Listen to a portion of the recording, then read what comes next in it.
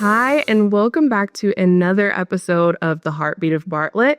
My name is Gabrielle, and I am here today with two lovely guests, and we are so thankful that you are joining us to learn another little bit about what's going on in Bartlett. And so I am joined today by a friend from First South Financial, who is our wonderful sponsor of this amazing podcast series, and I will let her introduce herself. Hi, everyone. I'm Delynn Byars. I'm the Senior Vice President of Digital and Strategic Initiatives at First South Financial. Super happy to be here today, especially with the topic because probably might not shock anyone, but I was very much a theater geek and theater kid growing up. So this episode, I was so excited when I was asked to be here. So thank you so much for having me. Absolutely. Thank you for coming, Delynn. And I will not delay us any further. We have our wonderful guest here from BPACC, Director Extraordinaire, and I will let him introduce himself as well. Great. Well, I'm Michael Bollinger, or if you're from France, how do you say it? Bollinger. Michel Bollinger. Yes, Michel okay, Bollinger. Just so you know. But I'm the artistic director of the Bartlett Performing Arts Center, which is like GPACC and like the Buckman Performing Arts Center and those kind of things. It's just up in Bartlett. Yeah. And we were talking before we went on the air, and he had like slapped me to quit talking, but is that people go, oh, it's in Bartlett, that's too far. I mean, from the river downtown, it's 30 minutes to get to the theater. Mm-hmm. I mean, so it's not that far at all. Oh, yeah. And also our audience, I'd say it wasn't like that when I got there. I'm in the middle of my 9th season, but our audience, I'd say 60% is from Bartlett, Bartlettonians. Mm-hmm. Sounds funny, doesn't it? But like 40% are all over the Mid-South, so we really are because these shows are a player in the arts community. They're drawing a lot of attention. You've already and many sold out. Yeah, you've said already a couple have sold out. So we want to get into it immediately for the 2025-26 season. What are we starting off with? We're starting off on October the 10th. It's called Theater by the Lake, and it's a partnership that we started about 4 years ago with the Tennessee Shakespeare Company. And if you're not familiar with them, they are a professional company. They specialize in Shakespeare. And the first time I had them, they did something like The Tempest, I think, which is kind of serious, Yes. And I was, because my background is really theater, and I was blown away. They're taking it from 2.5 hours to an hour and a half, and all of their actors, they're great. So this year they're doing Much Ado About Nothing, which is one of Shakespeare's comedies. Yes. And it starts at 7:00. You'll be walking out like 8:30 or something like that. We have a food truck there. And just bring your blanket and your chairs. It's free for anybody from the Mid-South. And you and like when we do a concert, they naturally leave like a 30-foot space between the stage and where the audience starts so people can dance. Well, since this is theater, the first time I was kind of surprised, but it made sense. They're like sitting right up to the stage because they right in the action. But they've got the costumes. We put up a stage out there. It's well lit. They're amplified. And at any rate. Wow. And it's free. Yeah, for free. That's free. That's so that makes me think of just the history behind Shakespeare performances and plays, Greek theater. When they first approached me to do it 4 years ago, I really was trying to push them to do it inside, just because I can control sound and lights better, right? Right. But they really, unless it rained, they really wanted to do it outside, and it makes sense. You told me this on the way up. What was it? Why they wanted? Well, yeah, that's traditional Greek theater was out. Well, and Shakespeare, I mean, even the old Globe, they had a little roof over where some of the people sat, but it was basically outdoors. For sure. So that's free. Oh, nice. Then our first actual ticketed show, and if you've never been to BPACC, talking to you, if you've never been to BPACC, we're intimate. We only seat 350 seats. So like GPACC, which is a lovely theater, it's 850. Right. It doesn't seem that large because it's kind of shallow, but it's really wide, and, but the neat thing about 350 seats is we've got all new lights and sound since I've been there. If you're sitting in the back row, it's like There are no Still at the obstructive. front. Well, it's like they're performing in your living room, and many of these are Grammy Very and special. Grammy and CMA award-winning artists. Definitely. So the first one on October the 17th is a country artist named T. Graham Brown, and he's been performing like for 40 years, and he's performed and or collaborated with musicians like the Oak Ridge Boys, Tanya Tucker, Leon Russell, George Jones, and a whole bunch of others. And some of his hits are Hell to High Water, Darlene, and Don't Need Your Rockin' Chair, which is sort of his theme song. But if you're a fan of his, he'll be on the 17th, and all of our seats are reserved. So, and we're not going to hit all of them. Yeah. I wanted to mention this one, and you can tell them the bad news about it in a minute. Okay. Or you can tell them the bad news.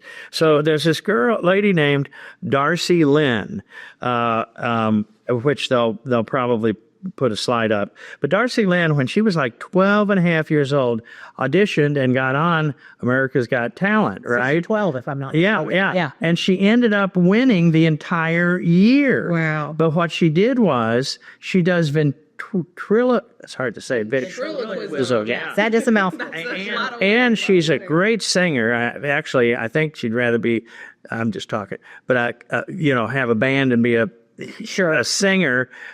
But a lot of her characters, they sang, which is really her singing. But she won, and then they brought her on for the America's Got Talent, the best, the Golden Buzzer ones, and she's like October the 24th, and the neat thing is she's like 22. And but she's not much taller actually, but I can identify. So. Yeah, right. But she is just for that age. I don't know if she has somebody writing it or she does her own. She is hilarious. It's good for kids. It's good for adults. Now, as she's grown and matured, it's kind of funny. They were like, "Well, do you want the PG, the G version, or the PG 13? Version, or the NC-17 version?" Wow. Which because now she's must be like out in Vegas or something, and I would just love to see what the puppets say out there. So when they're unrestricted. So that's neat. That was really a coup to get her here. Yeah.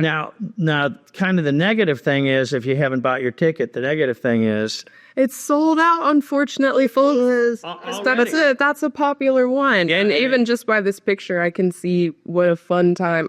I did not get to see her on America's Got Talent, but now I'm very interested. Well, if you go to YouTube, she's all over it there. Okay. You can find it, I actually did watch that season, and she was amazing. Yeah. Anyone who can do ventriloquism or throw their voice, it's her crazy talent. It's just everything, the whole package. Her puppets, her voice, because sometimes people that are ventriloquist, I have so much trouble with that word, but you can see them going. Yeah. She has absolutely no movement at all, even when she's belting out something, Wow. That's a lot of voice control. Yeah. I'm skipping a couple. The next one I want to hit is Booker T. Jones. Anybody know who he is? Booker T. and the MGs. Yes. So he grew up and went to high school and everything in Memphis. He was the founder of Booker T and the MGs, which was a huge band. I mean, not in size, but in reputation. And in Stax Records' formative years, his band was actually the house band for Stax. Yeah. So if somebody came in and they didn't have a band or they needed a bass player, they would pull from their group Oh, that's awesome. And his first big hit in the very late, like 1969, when he was very young, but was called Green Onions. So put that in Spotify, and the second you hear the melody, you'll go, I guarantee you'll go, oh, I heard that. Yes. And the thing about Booker T, he's also collaborated with people like, Questlove, right? Lou Reed, Elton John. Let's see, who else do we have there? Otis Redding, and the legends. Yeah, I mean, like and big people. Oh, yeah.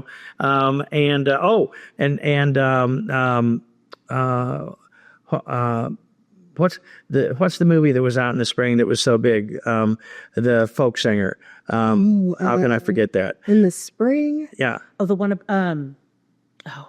You know what I'm talking about? Yes, the folk challenge. Oh gosh. How many roads must Bob Dylan be you win? Thank you for the vocalist. Thank you. That was good, wasn't it? Yes.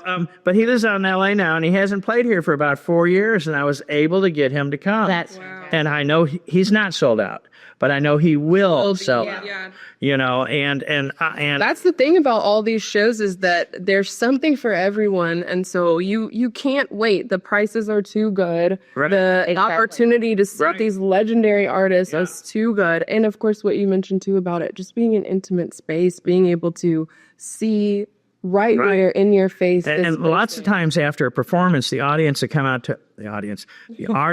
out to my intermission, and they'll meet and greet the audience and take photos and sign autographs and stuff. That's because you don't get overwhelmed like going to FedEx Forum. Right. Tim McGraw would never go out and meet everybody at FedEx Forum. It's just too big for them. Too many people.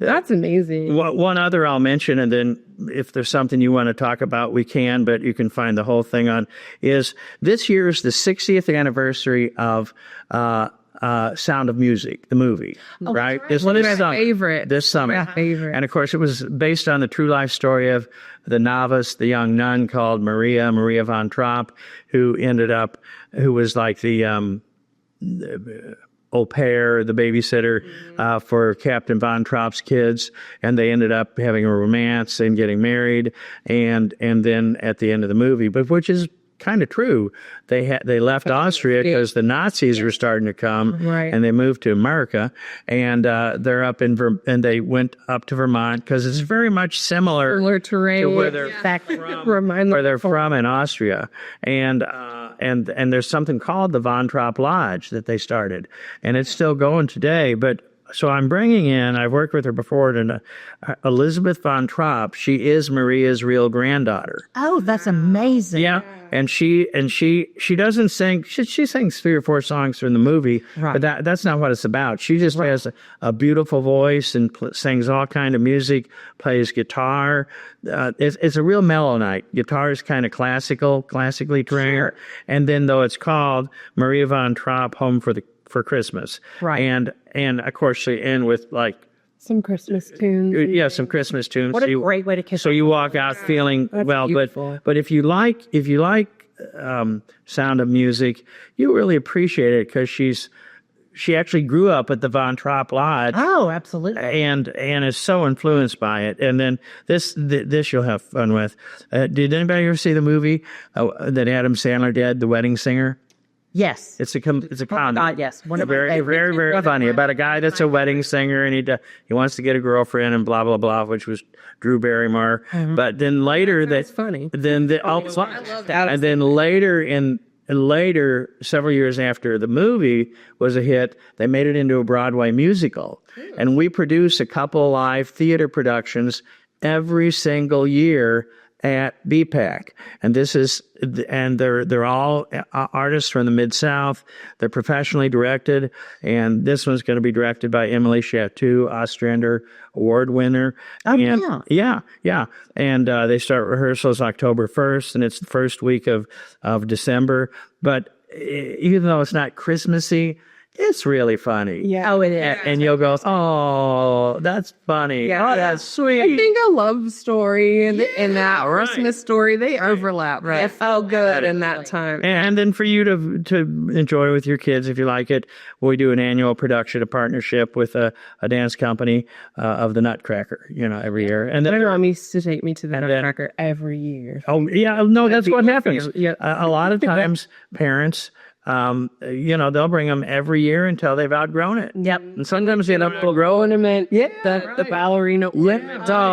You're right. Yeah, you're right. Yeah. So, and we've got plenty of other. Oh, you wanted me to mention Wendy Moten. I did. Yeah. Wendy Moten is also a Memphis native, and she used to live in L.A. She lives in Nashville now, but a little closer to home. Yeah, born and raised here, went to high school here.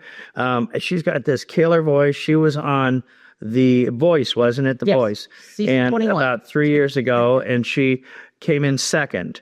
And now the thing She about was on Blake Shelton's team. Okay. yeah, right, Yeah, right. she was. And she actually ended up going on tour with Brooke after that, you know. But the thing about Wendy and The Voice is once you get down to that level at The Voice, both of them have a great voice. It really comes down to a personality. Yeah. I mean, because the audience is voting. presence and Yeah, it really comes down wins to them over. to the audience, you know. But she's her whole life sung, and she's got this voice that goes on for days. But she has toured the globe with Julio Iglesias, Tim McGraw, Faith Hill, Vince Gill, all kinds of people. And So it looks like she was recently inducted into the Memphis Music Hall of Fame as well. I think about a month ago. Yeah. Wow. Yeah. And Booker T, he's won Grammys. He's won, was inducted into the Rock and Roll Hall of Fame. He's got his own brass star on Beale Street. Wow. You know, so that's the thing is, even though we're at small theater, it's no shock. These are real, you know. Yeah. And then we've got all kinds of other acts after the first of the year. We've got 3 that are family shows. You can go to my website, BPACC.org, and find those out. And, you know. You mentioned a little bit before we got on camera, you mentioned someone who's been performing as Patsy Cline. Yeah, that's a good question. She's good. Her name is Mandy Barnett, and the show's called Mandy Barnett Sings Patsy Cline. Of course, everybody knows Patsy Cline. And about 20 years ago, the Ryman Auditorium, which is the original Grand Ole Opry, the old church, right, in Nashville, they wanted to do this show called Always Patsy Cline, which only has 2 people in, Patsy Cline and this lady. It's based loosely on a true story that Patsy met when she first started touring, like in the 50s, and they stayed friends, long distance friends, until she passed away. And but they were going to do that show, and they could have hired any country music that they star that they wanted to, but they wanted to get the hype of having doing an open audition. Sure. Excuse me, allergies. And so they had an open audition. Around 350 young ladies auditioned for it. I say young, I don't know how old it should. You know, but Mandy Barnett, out of all of them, got it. Wow. And she ended up doing it, singing Patsy Cline, and doing that particular show, not only at the Ryman, but all over the United States for 500 different performances. Wow. That's incredible. Yeah. I cannot imagine. And of course, as soon as she opened up, she came to the attention of the new Grand Ole Opry, the big one, you know? Right. And they subsequently have had her sing there also over 500 times. And about 3 years ago, Vince Gill, that's how she got affiliated with him, inducted her into the Grand Ole Opry. So she has a beautiful voice.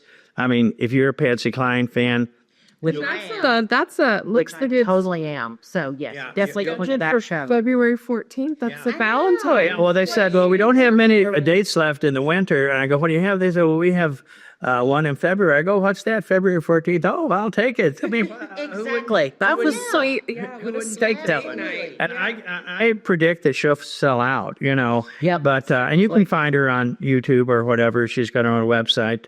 And my only 2 requests for her was, I'm not asking you to dress, because I do about 3 tribute artists a year.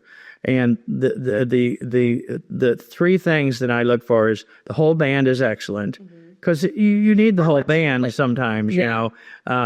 You always do, but, you know, I mean, sometimes they have a certain riff or whatever. Especially at a venue like yours, where it's that very setting. It's like, and good acoustics. With really good acoustics, if one of the band members is a little off or a little whatever, it's like, that's a little bit more noticeable. And the lead singer has to sound like, if you close your eyes, has to sound exactly like Patsy Cline, or we've got one that's Phil Collins, or we got one after the first of the year that's Linda Ronstadt. She's the bomb. But the thing I try to avoid that they go, Hi, everybody. I'm Patsy Cline. Yeah. Because no, we know you're not. No, you're not. She died in a plane crash. Yes, exactly. And I said, I don't think you were planning on doing that, but I just assumed that we don't need to dress like Patsy Cline. And she was like, I think she was actually relieved. Oh, that's great. Right. And the other thing, my other request was that style of music, late 50s and early 60s, the country bands, so different than today. But there was one instrument in there that really gave it its flavor for that style of country music. Anybody know what it was? It was sort of something on a table, sort of. Oh, like a slide guitar? Well, kind of. They call it a steel guitar. A steel guitar. Yeah. And Played on a table. well, what it is, it's not like shaped like regular guitar. It would be about this wide and about that long, but it's all the guitar strings. But and the guy playing it does the strumming over here, or the girl playing it, and they have like a metal sleeve on their finger, and they can slide. They just slide it back and forth. But with sliding it, if you listen to those, you will hear sometimes notes that are kind of bent, And I said, in the band, the configuration that you're bringing to BPACC, is your band going to have a steel guitar? Well, I wasn't planning on it, and I never say this, but I said, well, I'll tell you what. I said, I'll even pay you extra if I need to. Please bring your steel guitar player with you, because it flavors almost all of the Patsy Cline songs have a steel guitar on it. Wow. I wonder if there's many steel guitar players left out there. Not a ton. There's not. I wonder if they have any. Ton. I don't know. That's I've directed and produced the show, and the last time I did was by Charlottesville, Virginia, which is really kind of bluegrass, grassy. And I lucked out getting a guy that couldn't read music at all, but he ended up being the music director. He's by ear. Because he played in bars like 35 years. Wow. And he could, so when we started, he was kind of timid, right? And then as we went on, he'd make more and more until really he was directing it. And the rest of the band that could read, they were looking forward to him for answers on how to be more musically inclined. Yeah. But so she's Valentine's Day. There are tickets left. Okay. The only two shows we have sold out at the moment are Darcy Lynn, and we have a tribute to Chicago the last weekend of October, and that's sold out. Gotcha. But all the others... I wouldn't wait too long. If any of these are... Don't wait. ...catching your attention. Because we talked... I know we said also... talking about musically inclined. And if anybody in Bartlett has a steel guitar, let us know. We want to hear it. But if not, we know that we've got some other musically inclined folks in Bartlett, and BPACC has worked together with the Bartlett Community Concert Band show. Since they actually a tidbit, they were the first group to ever perform in BPACC, but BPACC wasn't done yet. The building was done, but they built all three in that area, like this, like here's the police department, here's us, here's the rec department, and they built them all at the same time. But then and of course everything runs over budget, right? And then they didn't have enough money to finish all of them at that moment. So out of those three, which one do you think I finished first? The police department. You're right, the police department. So I think BPACC sat empty for like a year. Oh, wow. Well, they didn't have the insurance money to finish it inside. So the director at that point wanted to kind of show what it was going to be and maybe raise a little more money. So the Bartlett Community Concert Band, which is like 60 people in the band. Wow. They're like an old Music Man, John Philip Sousa kind of band. Oh, very cool. Yeah, all they're no strings. All woodwinds, brass, percussion. Nice. And they do several concerts in their year, and that's a partnership with us, and they're really pretty good. And it's all community members, and they just do a great job. And they don't do all old timey music like the last concert they did this spring. They usually have like three themes within one. The first one was the music of James Bond. So you know how every how every James Bond movie has their own theme. So that's what they did. They just kept jumping around to all of those, or like a couple of years ago, they did Lord of the Rings. I thought that, I do too. I love it. And anyway, they're really good. That's in March. God, and, huge. And then we have another free thing. We have a partnership. Well, no, this isn't a partnership, but we have something called Music by the Lake. Oh, I've been hearing about that. And it's free concerts, same place where we do in the fall, the Theater by the Lake. So if you're facing BPACC, to the left side is a nice green area, long green area. And we set up a stage way at the end of it. There are food vendors down on this end, and there's a lake that wraps around it here. So it's really pretty as the sun's setting. You know what I mean? Yeah. And we have... I've been over there and seen and looked out and calm and serene by that lake. So I'm sure having some music. Oh, and it's really pretty. The music is 6 to 9 p.m., but it's really pretty. The last hour is really pretty when the sun is going behind the trees. Absolutely. And we'll have 2 next year. The dates are in my brochure, or they're already on my website. Mm-hmm. We don't know the bands yet.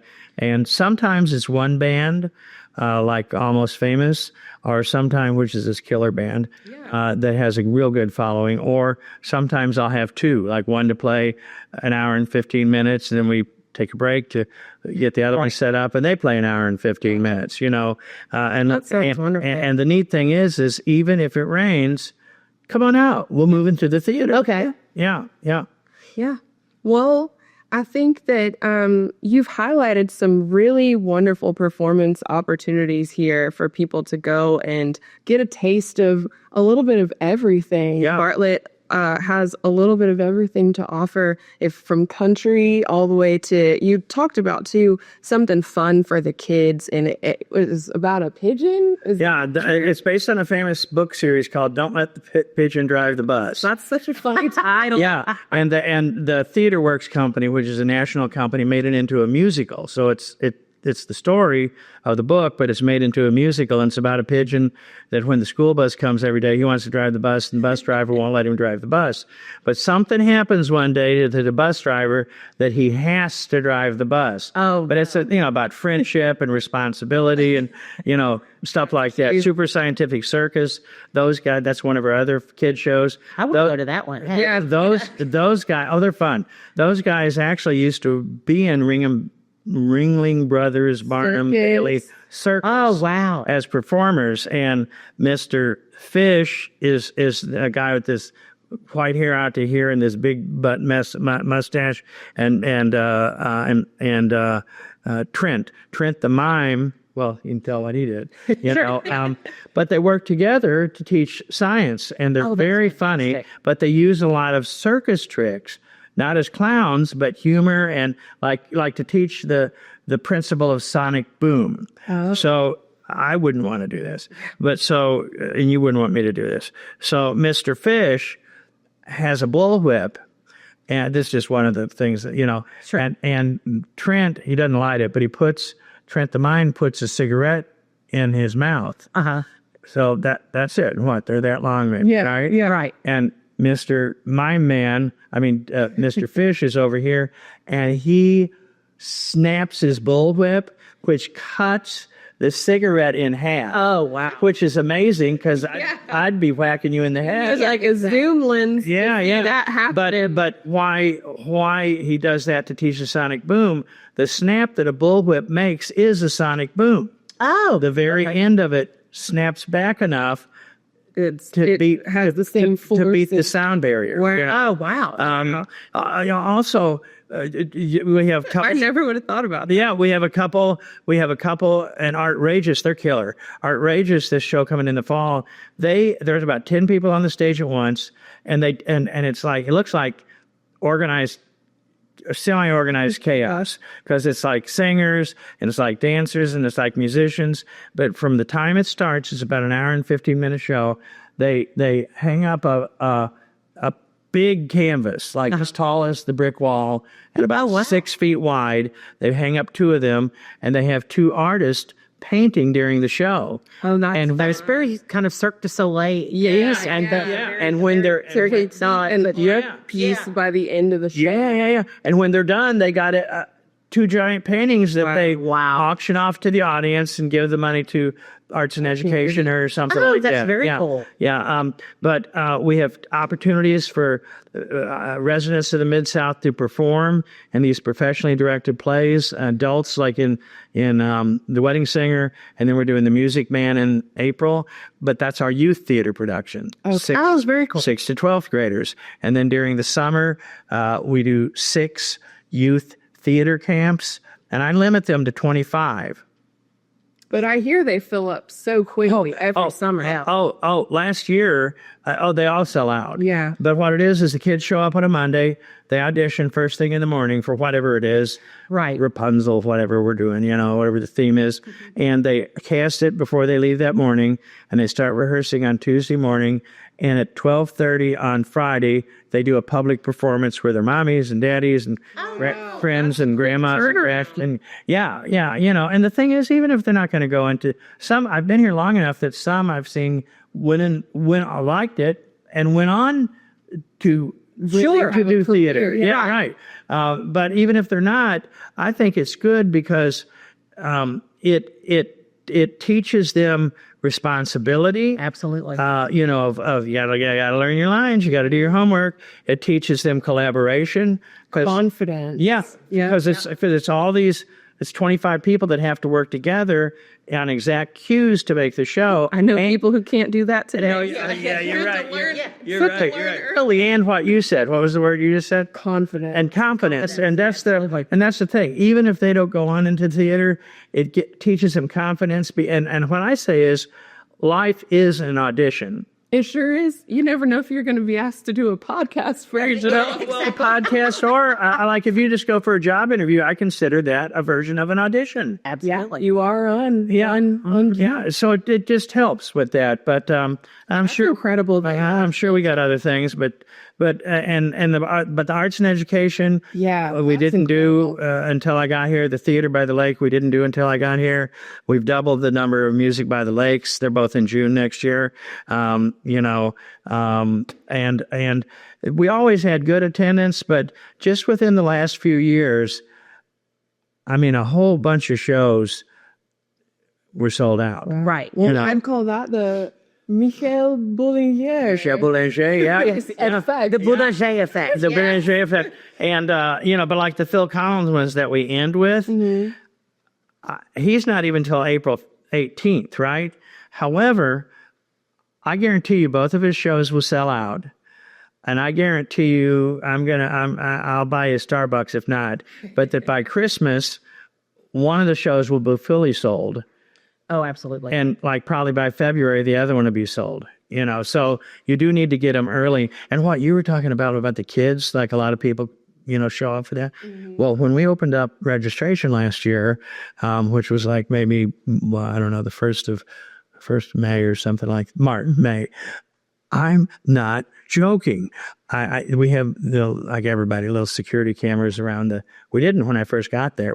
We had one camera and, not at the place you should have had it, Oh yeah. And, but so you can, which is good because several of me and my colleagues, sometimes we got to work in there late, and I'm better with it now. But when I first worked there, I hated walking out by myself. Oh yeah, it's kind of creepy. Out there. Well, close along. Well, also getting out of the building, I'm all the way on this side of the building, and then you got to walk all the way behind the theater, past about a dozen doors, and I just got such a good imagination going. Little ghouls popping in. If somebody's gonna get me, I am gonna lose it right here. Well, we don't want that. We don't want packed parking lots. We want to be able to Yeah. act now. If you heard about a show that we've talked about or covered, or if you need a full showcase of the season yourself, you can come past the Bartlett Chamber to grab one. Yeah. You can go directly to BPACC and grab And one. that's BPACC.org. Yes. And you can buy your tickets online. Like, you pick your seats. Oh, perfect. Well, so you have it. You have no excuse to find something to take advantage of for this season. And once again, I guarantee you, if you've never been there, you will not be disappointed. No, it's a wonderful. I've been there for a few shows. And Yeah, you will not be disappointed at all.